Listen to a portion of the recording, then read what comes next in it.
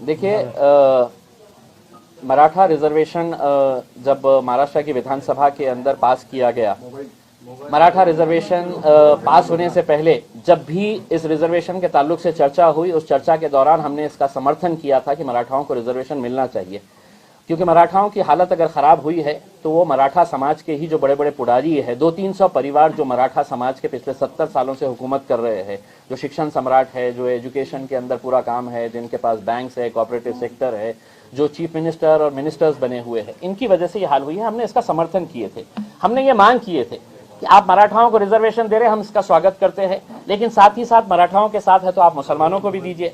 हमने ये मांग किए थे कि मराठाओं के साथ आप धनगरों को भी दीजिए। लेकिन हमको एक बात का एहसास हुआ कि उस विधानसभा के अंदर चूंकि मराठाओं समाज की परसेंटेज ज्यादा है आमदारों की, तो सिर्फ एक ही आवाज के अंदर सुर चल रहा था कि नहीं, सिर्फ मराठाओं को।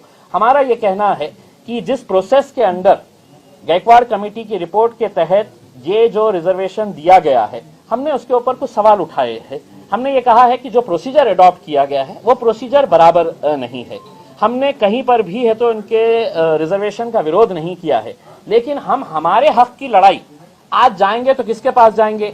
ये 4 कमीशंस आए थे, Sachar commission, Ranganath Mishra commission, Maharashtra state minority commission और डॉक्टर महमूदुर रहमान कमीशन। ये 4 कमीशन आए थे 2006 से लेके 2012 तक। ये कांग्रेस और राष्ट्रवादी कांग्रेस के पीरियड में आए थे, आपके द्वारा अपॉइंटेड कमीशन थे, और चारों ही कमीशंस ने ये बोला था कि मुसलमानों को आप स्पेशल बैकवर्ड कैटेगरी के अंदर डालिए, उनको रिजर्वेशंस दीजिए, उनको स्पेशल कैटेगरी क्रिएट करके उनको एडवांटेज। आपने वो चारों की चारों रिपोर्ट कचरे में डाल दिए।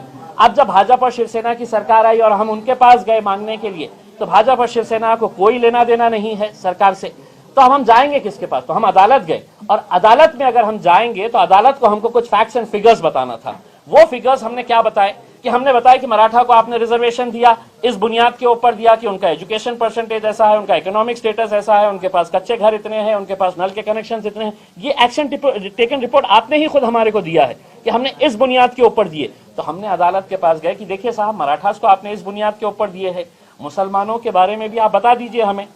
आप या तो एक फ्रेश सर्वे करवाइए इमीडिएट और हमको बताइएगा कि इस सर्वे के अंदर मुसलमानों को की कंडीशन ऐसी है। अगर हम संतुष्ट हो जाते हैं कि हाँ, मुसलमानों की बहुत अच्छी परसेंटेज है, एजुकेशन, इकोनॉमिकली, सोशली, वेलफेयर उनका बहुत अच्छा है, तो हम ये पिटीशन विड्रॉ कर लेंगे। लेकिन हमको कम से कम पता तो चलना चाहिए। हमारा कहीं पर भी मराठा रिजर्वेशन का विरोध नहीं है, लेकिन हम प्रोसीजर बता रहे हैं कि जिस प्रोसीजर के अंदर इनको दिया गया है, उस प्रोसीजर के अंदर हमारे साथ जो नाइंसाफी हुई, क्या वो बताने का अधिकार भी हमारे पास नहीं है? दूसरी बात यह है कि ये मुसलमानों के रिजर्वेशन के ताल्लुक से एक ऑलरेडी मुसलमानों की ऑर्गेनाइजेशन जमात इस्लामी हिंद लड़ रही थी, लेकिन उनके ऊपर दबाव डाला गया। एक राजनीतिक पार्टी के एक बड़े नेता ने उनके ऊपर दबाव डालकर ये कहा कि अब ये पिटीशन विड्रॉ कर लो। तो क्या ये मुल्क संविधान के हिसाब से चलेगा या जोर जबरदस्ती के हिसाब से चलेगा? हम अदालत के अंदर जाएंगे, अदालत को लगेगा कि हमारे पिटीशन के अंदर मेरिट है, वो फैसला सुनाएगी। लेकिन अगर सड़कों के ऊपर अगर फैसले होने लगे तो मेरे हिसाब से ये देश के लिए बहुत ही खतरनाक बात है। हमारा आज भी इस मुल्क की अदालत के ऊपर पूरा विश्वास है कि अगर हमारे पिटीशन के अंदर मेरिट होगा तो आप उस मेरिट को एंटरटेन करेंगे। हम आज दोबारा फिर से ये कहना चाहते हैं, हम मराठाओं के रिजर्वेशन के विरोध में नहीं है, लेकिन जो प्रोसीजर अडॉप्ट किया गया है, जिसके तहत हमारे साथ नाइंसाफी हुई है, हम वो अदालत के पास जाएंगे, क्योंकि हमारा सरकार के अंदर कोई सुनने वाला नहीं है।